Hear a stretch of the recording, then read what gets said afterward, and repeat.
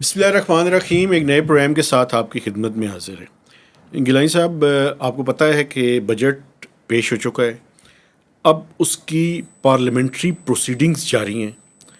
اس کے اوپر بحث و تمہیز ہو رہی ہے. بحث و تمیز. جی بالکل. مجھے آپ ہنسانے والی باتیں نا بیچ میں کیا کریں. چلیں کیوں؟ اچھا، میں آپ کو اپنا انٹرو سنا دیتا ہوں، اس کے بعد جیسے آپ کہیں گے. اس کے اندر کافی ساری، میں سیٹرڈے سنڈے کو بھی اسلام آباد میں رہا ہوں. ماشاء اللہ نوکر کی تو نخرہ کی سر. ماشاء اللہ. تو وہ ساری میں آپ کے سامنے اس کو سم اپ جو ہے وہ کروں گا کہ بات بڑھ کس طرف رہی ہے اور پارلیمنٹ سوچ کیا رہی ہے. ٹھیک ہے، بجٹ منظور تو ہوگا نا، ڈیفینیٹلی ہوگا. میں آپ کو چند الارم بیلز سناؤں گا، لیکن بجٹ اپروو ضرور ہو ٹھیک ہے. جائے آپ گا. لیکن انٹرو ختم کر لیں، انٹرو ختم کر لیں. دوسری بات جو ہے وہ یہ ہے کہ یہ جو اسرائیل اور ایران کا کنفلکٹ ہے، جی یہ کس طرف بڑھتا ہوا آپ دکھائی کو دے رہا ہے، نئی جنگ جو چھڑی ہے. جی بالکل، کیونکہ یہ بہت امپورٹنٹ ہے ہمارے لیے، ہماری اکانومی کے لیے اور اس پورے خطے کے لیے. اور اگر آپ اس کو ڈسکس کریں تو امت مسلمہ کے لیے اور دنیا کے لیے. امت مسلمہ بھی آگے بیچ میں. ٹھیک ہے جناب. ٹھیک ہے، تو یہ میرا ایجنڈا ہے جو میں آپ کے سامنے رکھنا چاہتا ہوں. ہیوی ایجنڈا ہے آپ کا. اب آپ بتائیں میں کہاں سے شروع کروں؟ آپ پہلے بجٹ سے شروع کر لیں، مہربانی فرمائیں. اچھا، بجٹ کے سر ایشو یہ ہے کہ کچھ چیزیں ہیں جی جو کہ میں سمجھتا ہوں کہ یہ جو پارلیمنٹری پروسیڈنگز ہو رہی ہیں اس میں بڑی نمایاں ہیں. ایک تو چاہے وہ سینٹ ہو یعنی اور چاہے نیشنل اسمبلی ہو، ان دونوں فورمز کے جو پینلز ہیں ان کے اندر جو چیز ہائی لائٹس ہیں وہ میں آپ کو بتاتا ہوں جناب. یہ جو اریسٹ کی پاورز دی گئی ہیں ایف بی آر کو، اس میں حکومت کا موقف بھی اور پارلیمنٹیرینز کا موقف بھی سامنے رکھوں گا. اس میں کنسرن پایا جا رہا ہے بہت زیادہ. ٹھیک ہے. اچھا، اور جی اس کے علاوہ یہ جو ایلیجیبل اور ان ایلیجیبل کا جو کرائٹیریا اس فائنانس بل میں شامل کیا گیا اس کا جو فائلر کا نہیں، فائلر کا نہیں.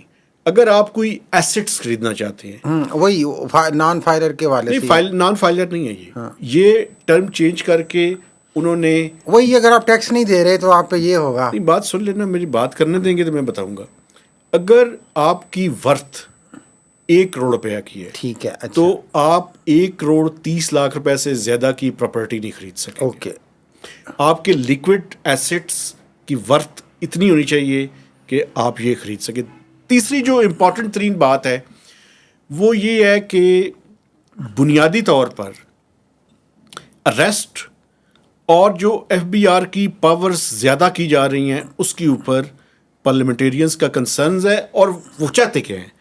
وہ چاہتے یہ ہیں کہ اس میں کچھ سیف گارڈز رکھے جائیں تاکہ یہ جو لا بنانے کی تیاری ہو رہی ہے، ایف بی آر کی پاورز کو انہانس کرنے کی تیاری ہو رہی ہے، اس کو مس یوز نہ کیا جا سکے. لیکن ایک بات مجھے اور کر لینے دیں، یہ بڑی امپورٹنٹ ہے.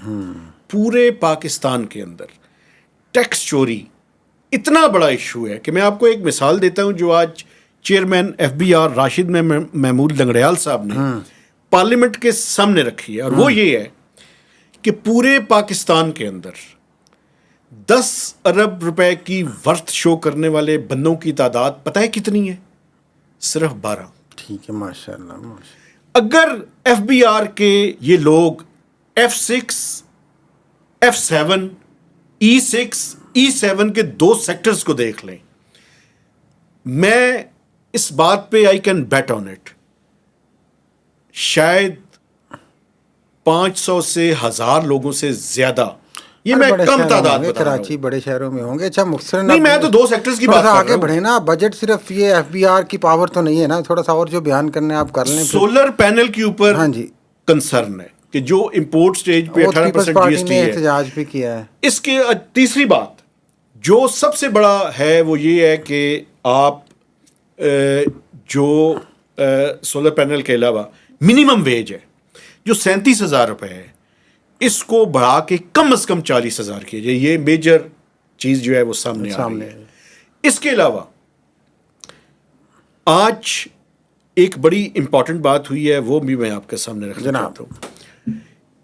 پی ایف ایم لا کے اندر امینڈمنٹ کی پروپوزل منسٹری آف فائنانس لے کر آئی ہے یہ لوگوں کو بتائیں پی ایف ایم لا کیا ہے؟ پبلک فائنینس مینجمنٹ ایکٹ، جی اس کے تحت کچھ چیزیں ہیں کہ جو اسٹیٹ اونڈ انٹرپرائزز ہیں یا کچھ ادارے ایسے جی ہیں ان کے پاس جو سرپلس منی ہے وہ انویسٹ کرنے کی اجازت مانگ رہے تھے. ٹھیک تو ہے. وہاں پہ پارلیمنٹیرینز نے جو بات کی ہے وہ بڑی شاکنگ ہے.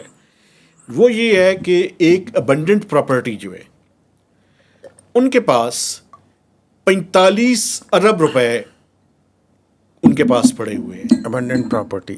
جی متروکہ املاک کا جو ادارہ ہے نا میں اس کی بات کر رہا ہاں ہوں. جی ہاں جی. نادرا ٹیکنالوجی کے نام سے ایک کمپنی ہے جو ہر جو بایو میٹرک ویریفیکیشن ہے اس پہ چاہے گورنمنٹ ہو یا پرائیویٹ کوئی بندہ کرا رہا ہو اس پہ پیسے چارج کرتی ہے. اربوں روپے ان کے پاس بھی پڑے ہوئے ہیں. تو سینٹ کی اسٹینڈنگ کمیٹی نے کہا ہے کہ یہ سارا ڈیٹا لیا جائے. چونکہ ہوتا کیا ہے یہ پیسے یہ ادارے بینکوں کے پاس رکھواتے ہیں، ان بینکوں سے اس پہ پرافٹ لیتے ہیں. حکومت دوسری طرف کیا اور کرتی ہے؟ محکمے بھی یہ کام کرتے جی ہیں. حکومت کیا کرتی ہے؟ انہی بینکوں سے قرضے لیتی ہے اور ان قرضوں کے اوپر سود دیتی ہے. تو یہ سارے کے سارے فنڈز جو ہیں وہ کہتے ہیں جی اٹانومی یہ ہے کہ یہ جو متروکہ املاک ہے سینٹ کے اندر یہ بتایا گیا کہ اس کے 12 امپلائیز ہیں، ان کی تنخواہ منسٹری آف فائنینس سے نہیں جا سکتی. کیوں ان کے پاس یہ فنڈز پڑے ہوئے ہیں؟ وہ بینکوں میں اپنی مرضی سے رکھوانا چاہتے ہیں، اپنی مرضی سے انویسٹ کروانا چاہتے ہیں اور اس کا کوئی حساب کتاب دینے کے لیے کوئی تیار نہیں ہے. ٹھیک ہے. تو یہ چیزیں جو ہیں میں سمجھتا ہوں کہ بڑی شاکنگ ہے. بات ہو رہی ہے. بہت زیادہ شاکنگ نہیں ہے. ہر بڑے محکمے میں یہی ہو رہا ہے. لوگ محکمے پیسے رکھوا کے جو سیونگز کے پیسے بھی رکھوائے جاتے ہیں. بہت ساری گیمیں ہو رہی ہیں. ایک ٹریری سنگل اکاؤنٹ ہے. آئی ایم ایف کی ڈیمانڈ تھی. آئی ایم ایف کی بھی میں اب 2 نمبری کہوں یا کیا کہوں، میرے خیال میں یہ لفظ میرے لیے مناسب نہیں ہے لیکن میں کہہ دیتا ہوں. ٹریری سنگل اکاؤنٹ میں مصلحت اربوں روپے وہ پڑے ہوئے ہیں جو سرکار کے اس کے اندر شفٹ نہیں ہو رہے. بہت سے محکمے ایسے ہیں جن میں پاورفل لوگ بھی شامل ہیں. انہوں نے out side the government private banks کے اندر پیسے رکھے ہوئے ہیں اور وہ حساب کتاب دینے کے لیے تیار نہیں. تو خود ہی آپ کہتے ہیں پاورفل لوگوں کے بھی شامل ہیں اور خود ہی آپ آئی ایم ایف کو بھی برا بھلا کہتے ہیں. آئی ایم ایف کو برا بھلا اس لیے کہتا ہوں ہیڈ ماسٹر تو نہیں ہے پاکستان کا. آئی ایم ایف بہت سی باتوں پہ جہاں پہ انہوں نے آنکھیں بند کرنی ہوتی ہے کر لیتے ہیں. تو کر لیے انہوں نے. تو ہیڈ ماسٹر تو نہیں ہے. وہ اکاؤنٹیبلٹی کا ٹھیکہ تو نہیں لیا پاکستان کا انہوں نے کہ جناب تو ہوں پیسے بھی کاٹ دیتا ہوں تو یہ کریے. ان کا کام نہیں ہے. ان کا کام واقعی نہیں ہے. یہ اسٹیٹ آف پاکستان کا کام ہے لیکن پاکستان کے پارلیمنٹیرینز جو بھی آنکھیں لیکن ان لوگوں کو اپریشیٹ کرنے کی ضرورت ہے جنہوں نے آنکھیں آج کھولی ہیں اور اس میں ٹریری بینچز کے لوگ بھی شامل ہیں جس میں انوشا رحمان بھی شامل ہے. اگلی بات کریں. ماشاء اللہ. اب بات کیا کریں اس کے بعد کی گنجائش رہ جاتی ہے. کیوں زبردست قسم کے نام لیتے ہیں آپ جو اکاؤنٹیبلٹی کی بات کرتے ہیں. گزارش یہ ہے کہ پہلے تھوڑی سی ڈسکشن کو کر لیں. مہربانی کریں اجازت دیں کہ یہ جو اریسٹ کی پاور پہ کیوں کنسرن ہے. بھائی ایک طرف تو ہم خود ایف بی آر کو رگڑتے ہیں کہ بھائی آپ انفورسمنٹ نہیں کرتے. جب آپ انفورسمنٹ کرتے ہیں تو آپ کہتے ہیں یہ کہ آپ نے پکڑ دکڑ شروع کر لی ہے. بھائی وہ انفورسمنٹ کیسے کریں؟ نمبر 1. نمبر 2 جو راشد لنگڑیال صاحب کی آپ نے 10 ارب کو بات کی کہ 10 لوگ ہیں جن کی ورتھ 10 ارب سے زیادہ ہے صرف جو ریکارڈ پہ شو کی گئی ہے. تو خود ہی پھر اگین ایک دفعہ پھر راشد لنگڑیال نے کہا ہے کہ کل کہ جناب 1200 کتنے ارب روپے تو بڑے بڑے لوگ ٹیکس چوری کر لیتے ہیں. 2000 تو ایف بی آر وہاں پہ کیا کرتا ہے بھائی؟ میں آپ کو بتاتا ہوں کیا بلکہ یہ خود ہی متضاد باتیں کرتے ہیں. متضاد نہیں، میں آپ کو بتاتا ہوں کیا ہے. اس میں جو لا کے اوپر اعتراض ہے نا وہ پہلے سن لیں. نہیں لا کو چھوڑیں. پہلے وہ جو کہتے ہیں 1200 یا 2000 ارب وہ بھی تو نکلوائے نا. وہ کہاں سے چوری ہوتا ہے؟ ایف بی آر کے لوگوں کے خلاف کیا ایکشن ہوتا ہے؟ میں آپ کو بتاتا ہوں. ہر بندہ اپنی جو بلیم کو شفٹ کرتا ہے دوسرے کے اوپر شفٹ کیا جاتا ہے لیکن پورا کانٹیکسٹ سمجھ لیں. سر جو انکم ٹیکس میں ٹاپ 5% لوگ ہیں پاکستان کے اندر جن کی تعداد تقریباً 6 لاکھ ہے. وہ لوگ تقریباً 1.6 ٹریلین سے لے کے 2000 یعنی 2 ٹریلین تک کا ٹیکس گیپ ہے. ٹیکس گیپ نہیں چوری ہے. اب پرابلم کہاں پہ؟ پرابلم جو پارلیمنٹیرینز کا اعتراض ہے وہ ذرا سن لیں. وہ انکم ٹیکس سائڈ پہ نہیں ہے، وہ سیلز ٹیکس سائڈ پہ ہے. وہ اعتراض یہ ہے کہ آپ ڈیورنگ دا انکوائری اور ڈیورنگ دا انویسٹیگیشن آپ جج کی اجازت کے بغیر گرفتاری کی اجازت نہ دیں. انڈر دا ایگزسٹنگ لا ابھی بھی اسسٹنٹ کمشنر गिरफ्तार कर सकता है, ठीक है, 1 अरब रुपए तक के टैक्स फ्रॉड को।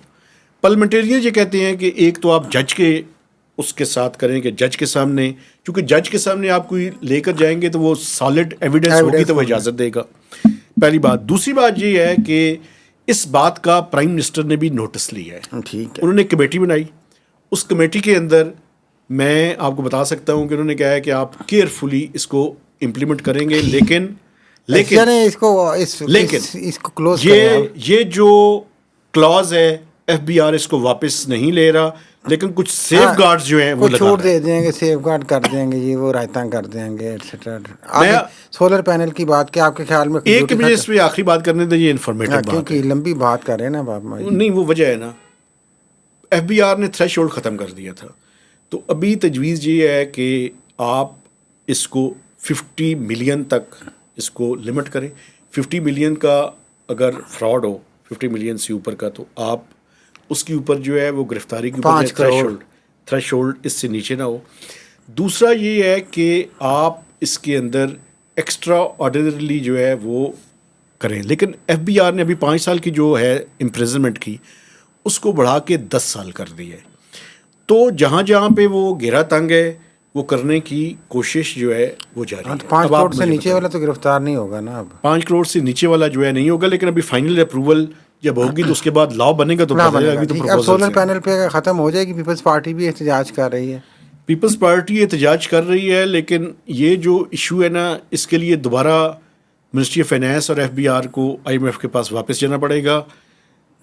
ये जो अप्रूवल का प्रोसेस है उसमें वही तजावीज़ शामिल होंगी जिनकी IMF मंजूरी देगा, ठीक है, बाकी सारी नहीं होंगी। तो ठीक है। और तीसरी एक अहम बात आपने क्या की थी इसी बजट की डिस्कशन के हवाले से? मिनिमम वेज की बात में। हाँ, मिनिमम वेज देखें 40,000। ये जो वज़ीर ख़जाना ने बड़ा एक, वैसे तो बड़े ज़बरदस्त और अच्छे आदमी हैं वो, लेकिन उनके बयान की समझ नहीं आई। क्यों? कि इंडस्ट्री के दबाव पे हमने कहा जी कि यार हमें ज़्यादा पैसे देने पड़ेंगे। मेरी बात सुनिए, आप बड़े बादशाह आदमी हैं, आप चाहते हैं कि इस मुल्क का फाइनेंस मिनिस्टर आप गरीबों की बात सुने, उसने इंडस्ट्रियलिस्ट की बात सुननी है। देखें जो कॉन्स्टिट्यूंसी होती है, हाँ, तो फिर तो मुझे इलेक्टेड हैं, फिर तो मुझे खराज तहसीन पेश करने दें आप, फिर तो मुझे खराज तहसीन पेश करने दें आप पंजाब की जो वज़ीर आला मरीम नवाज़ है। आज उन्होंने पंजाब का बजट पेश किया और उन्होंने मिनिमम वेज 40,000 रखी है। मेरे ख्याल में जो मिनिस्ट्री ऑफ फाइनेंस है उसने एग्री कर ली है। हाँ मुझे लगता है ये है। आपकी बात सुन के मैंने पंजाब के बजट को फॉलो नहीं करा। अभी आज ही पेश हुआ है, घंटा डेढ़ पहले ही। एक बात मैं आपको और बताऊं, 40,000 उनके, लेकिन एक उन्होंने थोड़ा सा वहाँ पे मेरा ख्याल है कि उन्होंने जो पेंशन है वो 5% बढ़ाई है। ये ना हो कि यहाँ भी 6% के बजाय 7% है कि 6% है ना, 7% है, उसको 5% ना कर दें। हाँ, तो पेंशन 5% उन्होंने बढ़ाई है और ख़तीर रकम पंजाब के बजट में डेवलपमेंट के लिए रखी गई है। मुख्तलिफ प्रोजेक्ट्स हैं जिनमें ज़्यादातर नवाज शरीफ और मरीम नवाज़ के नाम पे है। अच्छा, एक बात मुझे बता दें, ये बड़ी ज़रूरी मैंने पूछनी है आपसे, ये बताएं कि पंजाब गवर्नमेंट ने सरप्लस बजट पेश किया या डेफिसिट का पेश किया? ये आपको पता नहीं है? ये मुझे नहीं पता है, लेकिन टैक्स फ्री वो कहते हैं, सरप्लस ही मेरा ख्याल है होगा। एक बात मेरी डेफिसिट वाला तो नहीं वो पेश करेंगे। एक बात याद रख लें, मैं एक बात आपको बताने लगा, क्योंकि जब तकरीर चल रही थी तो मैं आ गया था। एक बात मैं आपको बता दूं, सिंध का जो बजट है जी, वो IMF की कंडीशंस के ऐन खिलाफ डेफिसिट का पेश किया उन्होंने। ठीक है, जाहिर है वो पैसे सुन लें, पीछे गेम होती है यार उसका और उनका डेफिसिट जो है, ये जो मौजूदा माली साल है इसके दौरान भी डेफिसिट शो किया है, जो आखिर में 30 जून को उन्होंने सरप्लस जनरेट किया जनाब, और अगले माली साल का भी उन्होंने डेफिसिट पेश किया। और इसकी कॉन्सिक्वेंसेस क्या हैं? हुकूमत का ये जो 3.9% ऑफ GDP का फिस्कल डेफिसिट टारगेट है, ये बजट की इम्प्लीमेंटेशन से पहले चिकना चूर कर दिया है, उसको फाड़ दिया है उन्होंने। वो जो IMF कह रहे जी सूबे भी पैसे निकाले यार, ये करे तो अभी तो भाई नुकसान से जा रही है, अभी कि तो पैसे कट।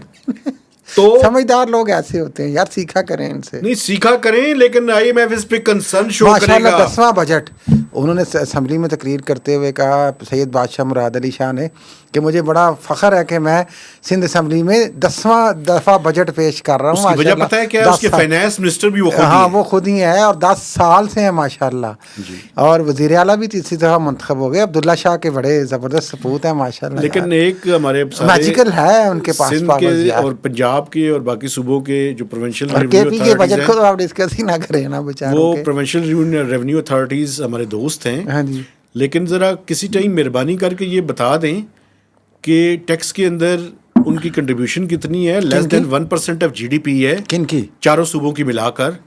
تو صوبوں کو ذرا تھوڑا سا خود بھی کوئی کام کر, یا NFC کے پیسوں پہ گزارا کرنا ہے اور ڈسٹرکٹ گورنمنٹ کو کوئی پیسے نہیں وہ دینے. اس لیے میں تو پھر مریم نواز صاحبہ کی آج اپریشیٹ کر رہا ہوں, انہیں یاد کرا آپ دوں مسلسل تعریفیں کہ کر رہے ہیں. پنجاب ریونیو جو اتھارٹی ہے PRA, اس کے تو ویسے جو ماشاءاللہ ایک ڈائریکٹر ہے وہ کوالیفائڈ ہی نہیں ہے, وہ IT کے بندے ہیں, لیکن ان کو بس بھرتی کر کے ڈائریکٹر لگا دیا. میری سٹوری کا حوالہ دے رہے ہیں. ہاں, تو آپ جب تک وہ ان چیزوں کا نوٹس نہیں لیں گی تو بہتری کیسے ہوگی؟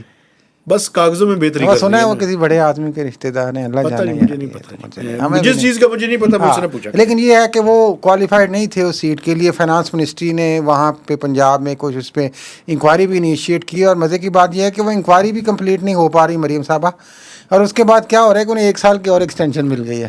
مل چکی ہے؟ ہاں جی. اچھا, یہ مجھے نہیں پتا تھا. اچھا, آخر میں مجھے یہ بتائیں, آخر میں ایک بات میں کر لوں, یہ ایران اور اسرائیل کے تنازع میں, چونکہ ایک اس میں بڑی امپورٹنٹ بات ہے, وہ یہ ہے کہ اگر آئل کی پرائسز بڑھتی ہیں تو اس کے پاکستان کے اوپر بڑے شدید قسم کے اثرات مرتب ہوں گے. آج فائنانس منسٹری نے اس پہ میٹنگ کی ہے. عمر ایوب جو اپوزیشن لیڈر ہے, انہوں نے بھی یہ سوال آج اٹھایا ہے. انہوں نے کہا کہ وہ جو راستہ اگر انہوں نے بند کر دیا, ہرمز کی کیا اس کو کہتے ہیں, آبنائے ہرمز, جی, تو یہ قیمتیں فوری طور پہ زیادہ ہونی شروع ہو جائیں گی. ویسے ابھی انٹرنیشنل مارکیٹ میں ابھی جب ہم پروگرام کر رہے ہیں قیمتیں بڑھنے کے بجائے تھوڑی سی کم ہوئی ہیں. ہاں, لیکن کل تک 2 دن پہلے سلائٹلی بڑھی تھی. ظاہر ہے وہ سچویشن پہ ڈیپینڈ کرتا ہے, لیکن میرا خیال ہے ہم پاکستان میں بہت زیادہ جو اپوزیشن کے لوگ ہیں ہمارے بیچارے مفروضوں پہ, اور ظاہر ہے انہوں نے کوئی اپوزیشن کی بات کرنی ہے تو کوئی اس طرح کی باتیں ڈھونڈ کے لاتے ہیں, اور جوابات کو انہوں نے دیتا ہے. اٹھاتے رہے سوال, اٹھا کے وہ لے جاتے ہیں خود ہی اٹھا کے اپنے سوال. انہوں نے کہا جی ہم سینیریو بیسڈ اپروچ ہے ہماری, ہم کر لیں گے. آپ نے سوال اٹھاؤ اور لے جاؤ, وہ بیچارے لے جاتے ہیں. بالکل, یہ تو اپوزیشن کا حال ہے. بتائیں ہاں, کہ میں بتاتا ہوں, پہلے ٹھہر جائیں آپ, میں اس بات کو مجھے بھی ایک اس میں جملہ عرض کر لینے دیں.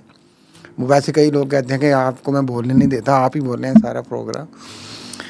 یہ آئل کی پرائسز اس سے جو بڑھیں یا نہ بڑھیں, یہ ویسے تو دنیا کوشش کر رہی ہے کہ کانفلکٹ جو ہے وہ کلوز کرنے کی طرف جائے, اور اللہ کرے یہ ہو. اس پہ ابھی ہم 2 منٹ بات کریں گے. اس سے پہلے ہی ہم نے قیمتیں بڑھا دی ہیں بھائی, کیونکہ ہمارا بجٹ پاس ہو گیا ہے. پاس تو نہیں ہوا, ہو ہی جائے گا. بجٹ نکل گیا ہے, پیش ہو گیا ہے, IMF سے بات چیت ہو گئی ہے. اب عوام خسمانو کھائے. اب ہم نے پٹرول بھی بڑھانا ہے, لیوی بھی بڑھانی ہے. تو 5 روپے تو پہلے ہی بڑھ گیا بھائی. 8 روپے ڈیزل بڑھ گیا. بڑھنے کی ضرورت نہیں, 8 روپے ڈیزل بڑھ گیا. یہ فیوچر کو سامنے رکھ کے انہوں نے پہلے ہی کہا. اور آپ کا وہ جو تھا جی 11% ہمارا انٹرسٹ ریٹ, وہ بھی وہ انہوں نے کہا ابھی فی الحال یہی رکھو, برقرار رکھے. تو آپ گیمیں اور ہیں یہاں پہ دیکھیں. وہ پیٹرول تو پہلے ہی بڑھ رہا ہے بھائی, اور ناظرین کو بتائیں اور بڑھنا ہے پاکستان میں. یہ آئل کی پرائسز کے علاوہ بڑھنا ہے. جب آئل کی پرائسز انتہائی لو لیول پہ گئی تھی, ہائیسٹ ریکارڈ لو پہ گئی تھی, تب بھی نہیں یہاں پہ قیمتیں کم ہوئی تھی. کاربن لیوی بھی آ رہی ہے, اور ابھی میں آپ کو بتاؤں جو پیٹرول, ڈیزل اور فرنس آئل, اس کے اوپر 2.5 روپے پر لیٹر کاربن لیوی بھی آپ نے کرنی ہے. اور اس پہ یہ کاربن لیوی ماضی میں بھی لگائی گئی تھی پیپلز پارٹی کے زمانے میں, اور اس ٹائم کے سپریم کورٹ نے اس کو اڑا دیا تھا. تو غریب کو دیکھیں, غریب کو ریلیف دینے کی بات کریں تو پھر ہی ہوگا. آپ آ جائیں. یہ بہت ایک دیکھیں اچانک, پہلے تو میری تو خیر ڈسکشن میں پہلے آپ سے بات ہوتی تھی تو توقع نہیں تھی کہ یہ حالات ہوں گے. آپ کی وہ اطلاع غلط ثابت ہوئی, آپ کہتے تھے کچھ نہیں ہوگا. لیکن چلیں کچھ ہو گیا ہے. اب آگے آپ کے خیال میں کیا ہوگا؟ میرا خیال کیا ہے, ہاں, ایران اور اسرائیل کے تناظر میں بات کریں ناظرین. 2 چیزیں ایسی ہیں جو اپنی اپنی خواہش ہے. جی, اسرائیل اور اس کے الائز کی خواہش یہ ہے کہ ایران کے اندر ریجیم چینج کیا جائے. ٹھیک ہے, لیکن ایک بات میں کر دوں, مین پروپوزز گاڈ ڈسپوزز. ایک بات لیکن, اور ایران, رشیا, چائنا اور یہ جو الائز ہیں, ان کی خواہش یہ ہے کہ اسرائیل نے جو لاسٹ اکتوبر کے بعد اپنی سپیس کو گین کیا ہے فلسطین کے اندر اور لبنان کے اندر اور شام کے اس کے اندر کنفلکٹ کے اندر, اس کے سپیس کو دوبارہ اس پہ واپس لایا جائے. اب کس کی خواہش پوری ہوتی ہے یہ اللہ جانتا ہے. لیکن ایک بات میں آپ کو بتا دوں, وہ جو اسرائیل کہتا تھا کہ میں ناقابل شکست ہوں یا میرا مقابلہ نہیں ہو سکتا, ایسی بات نہیں ہے. لیکن ملٹری مائٹ ان کی زیادہ ہے. یہ مجھے جی ملٹری مائٹ تو امریکہ کی بھی زیادہ ہے بھائی. امریکہ ویتنام میں بھی بڑا عرصہ رہا, افغانستان میں بھی بڑا عرصہ رہا, عراق میں بھی بڑا عرصہ رہا. تو یہ بات نہیں, یہ اسٹریٹجک گیمز ہوتی ہیں, یہ جنگیں جو ہوتی ہیں, یہ رزلٹ کیا نکلے گا مجھے یہ مقصد. ہاں, بتائیں. میں ابھی رزلٹ سے پہلے میں یہ بات کروں کہ مقصد یہی تھا جو اس دن ہم نے عرض کیا اسی ایشو کے حوالے سے, کہ ایجنڈا ہے گریٹر اسرائیل کا اور اسرائیل کے مفادات کو تحفظ دینے کا, جس کے پیچھے امریکہ کھلے عام سرے عام کھڑا ہے. ڈونلڈ ٹرمپ یہ بات کرتے ہیں. انہوں نے یہ بات کی پہلے یہ جو معاملہ غزہ سے شروع ہوا, غزہ پھر لبنان پھر شام, اور آہستہ آہستہ انہوں نے کہا جو آخری ہمارا ایران کے ساتھ یہ ہے سب سے بڑی, جو وہاں پہ ایک سپورٹ کرتے ہیں ان ایلیمنٹس کو, آپ وہاں پہ اب کریں.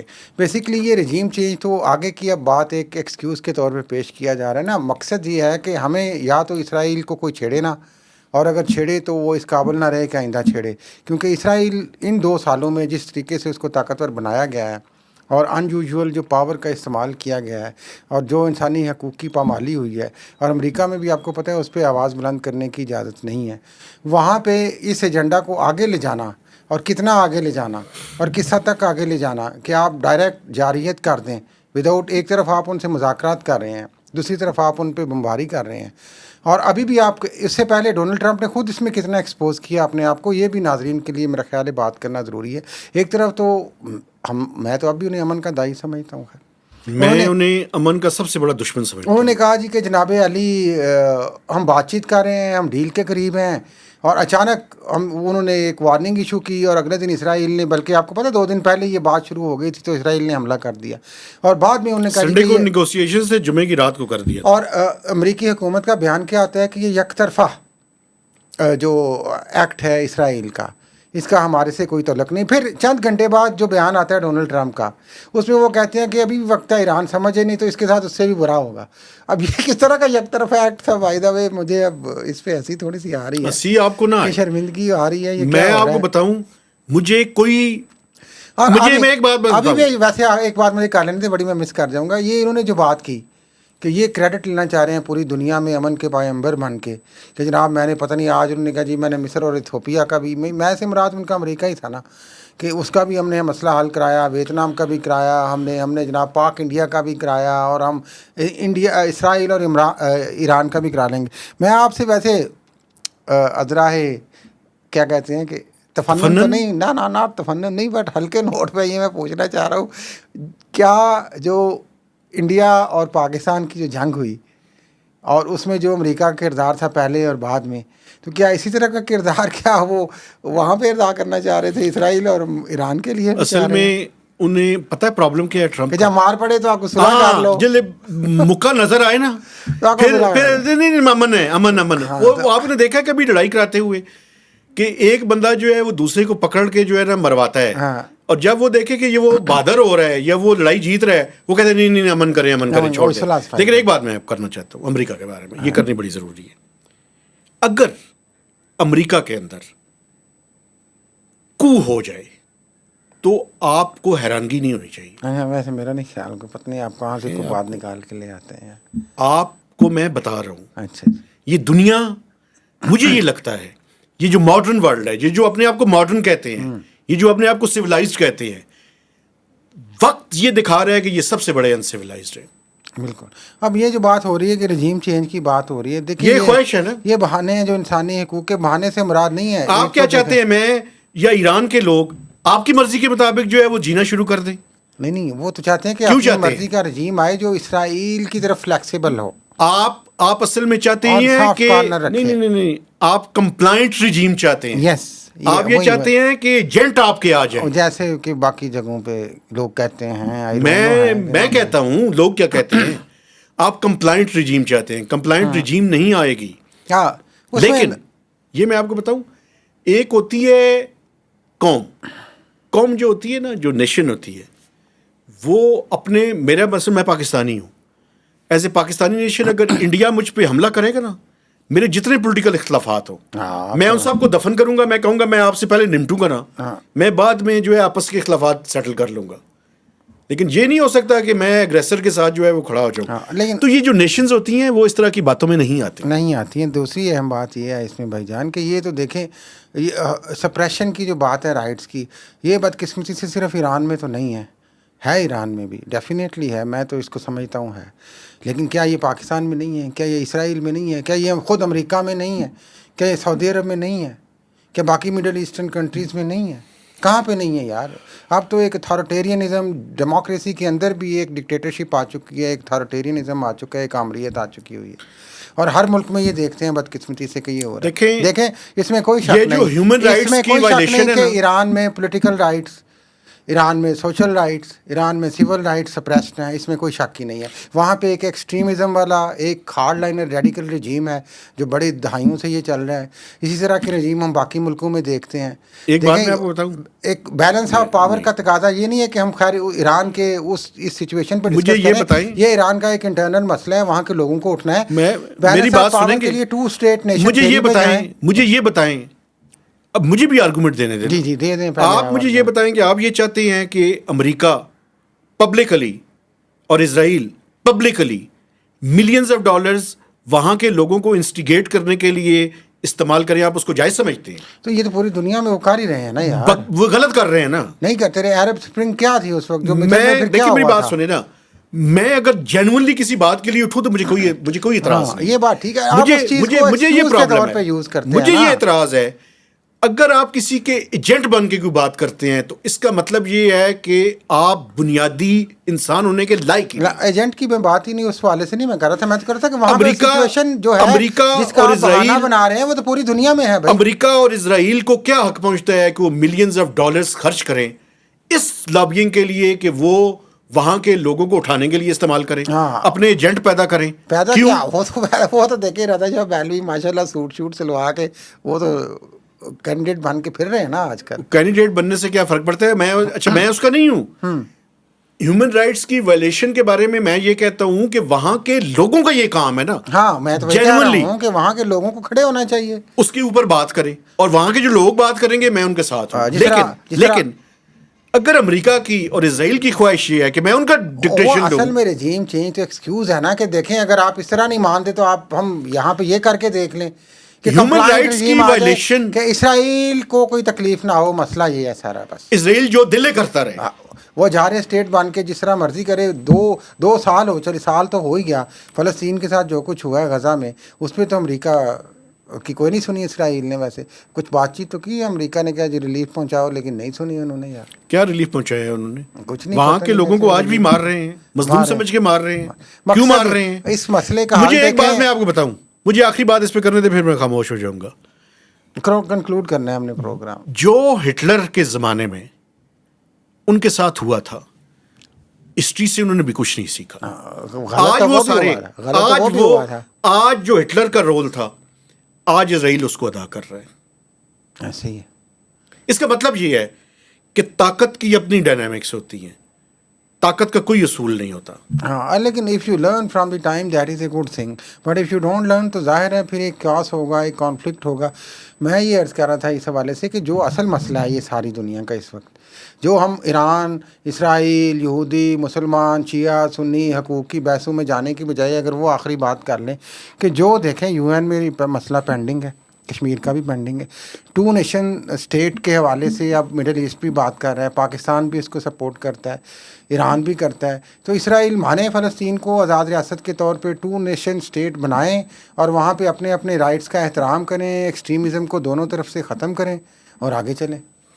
آپ کی اسی بات کے ساتھ میں اپنے دیکھنے والوں سے گزارش کرنا چاہتا ہوں کہ ہمارے چینل کو سبسکرائب کیجیے, اس کی شیئرنگ کیجیے, ہمارے جو آپس کے کنفلکٹنگ تھاٹس ہیں ان پہ آپ گفتگو کیجیے. ہاں سوچیے نہیں, یہ تھاٹس ہے نا جی, اور یہ تھاٹس ریویو ہوتے رہتے ہیں, ڈسکشن سے, ڈائلاگ سے ہی ہوتے ہیں. مکالمہ اسی لیے کرتے ہیں. مجھے آدھے منٹ کی ایک بات ضروری پاکستان کے حوالے سے کر لینے دیں کہ مزے کی بات یہ ہے, انٹرسٹنگ یا دلچسپ, کہ بہت سارے اکاؤنٹس اب سوشل میڈیا پہ ہم دیکھتے ہیں جو ایران کے ایٹریبیوشن سے چل رہے ہیں, جن میں پاکستان کو انگیج کیا جا رہا ہے کہ شاید پاکستان بڑا آؤٹ رائٹلی جا کے کوئی سپورٹ کرے گا, نیوکلیر سپورٹ کرے گا. یہ تو اس طرح کی جو ساری جو پراپیگنڈا نیوز ہے, ناظرین آپ بھی ان پہ یقین نہ کریں.